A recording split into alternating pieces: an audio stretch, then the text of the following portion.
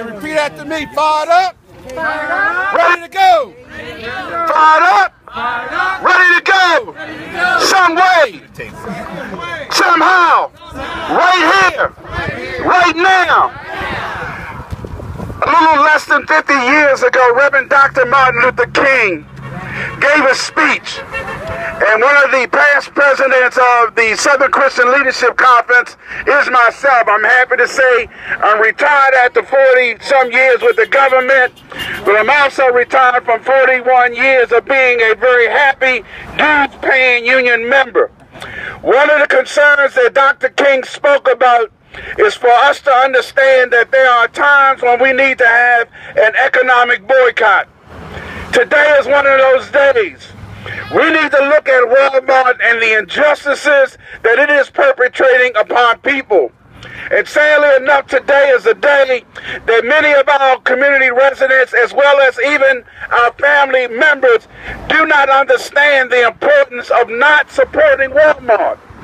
It may save you $1 or $2 here, but it's an injustice to your family members because, one, they have low prices because they have low wages. We must take this as an opportunity to not only stand here today, but to use the social media to put out the word. And the word is, this is an injustice. I don't care whether or not you live in a city, live in a county, for anyone not to be paid a fair living wage is an injustice today. We must come together, rich and poor, black and white, young and old, to say the same message, that Walmart is an injustice. And for us today to spend our money at Walmart is an insult. So we have an opportunity, we have a charge, we have a challenge to say to Walmart that you are an injustice business and that we're not going to take it anymore. So let me close by giving you our civil rights chant. No justice, no peace. No justice, no peace. No justice, no peace. Fired up, ready to go. Fired up, ready to go.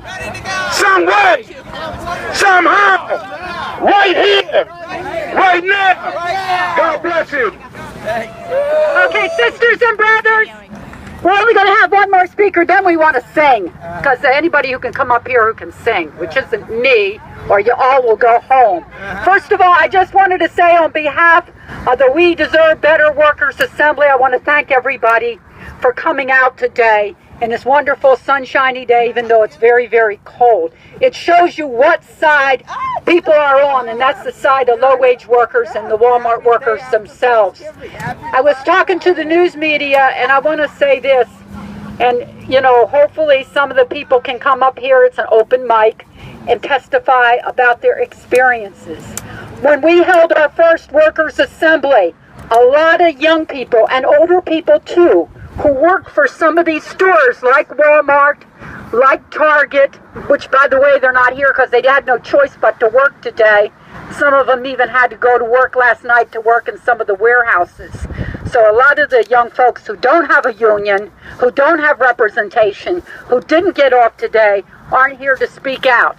But I can tell you, we heard firsthand their testimony. Some of them only get 1 and 2 days of work a week. They can't afford to support their families on that.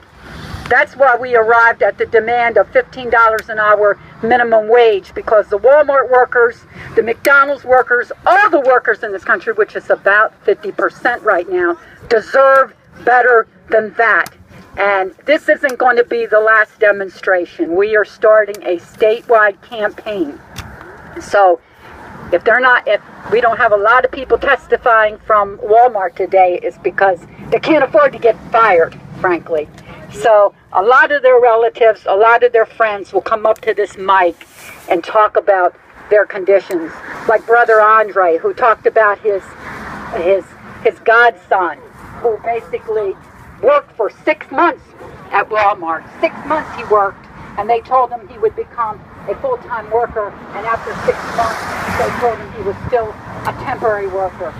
Crystal would be here, but she had to work, and her brother worked for Walmart, and he could tell you about some of the conditions in the store the unsafe, unsanitary conditions. And frankly, after she told me about what happens in the warehouses of Walmart, you would not want to eat there. Trust me, sisters and brothers, you won't want to eat at Walmart.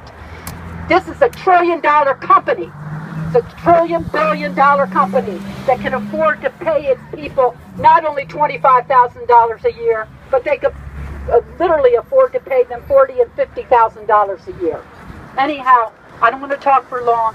There's a very important brother from Local 27 of the United Food and Commercial Workers Union. And then I want to introduce the postal workers who always come out to every single rally. And then we'll just open up the mic and hopefully someone who can sing will sing. I want to say something special about Local 27 because when I moved, I had been a laid-off General Motors worker, and before that I worked in the garment factory. My first place that I worked in, and I was hired as a temporary worker making nothing. And then I became a full-time worker, and I was surprised and very elated, but it had a union, and it was UFCW Local 27. At the time, the factory that I worked in, it was actually a meat cutters. They were then we merged to Local 27, and that factory was Mrs. Filbert's. So I know the people in Local 27. I'm retired now, but they are near and dear to my heart. And this brother will tell you about the campaign that's going on with our Walmart and why we're out here today. Mr. Gatewood. Hey folks, how are you? Hey, and Mrs. Filbert's isn't Mrs. Filbert's anymore. It's Unilever, but it's still operating. It's still union, and those people work and get a nice union wage and nice union benefits, and that's something that Walmart workers aren't getting. And I'm going to tell you something. Walmart, you ought to be ashamed of yourself.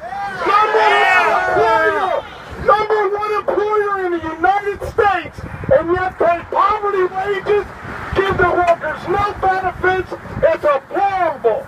Over in China, they operate over in China, and they're union over there. Why are they union? Because their government said, hey, you Americans over there talk so much about treating people right.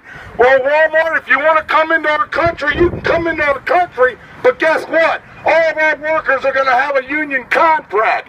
Isn't that something? Chinese people have a union contract at Walmart, and people here in America can't get one.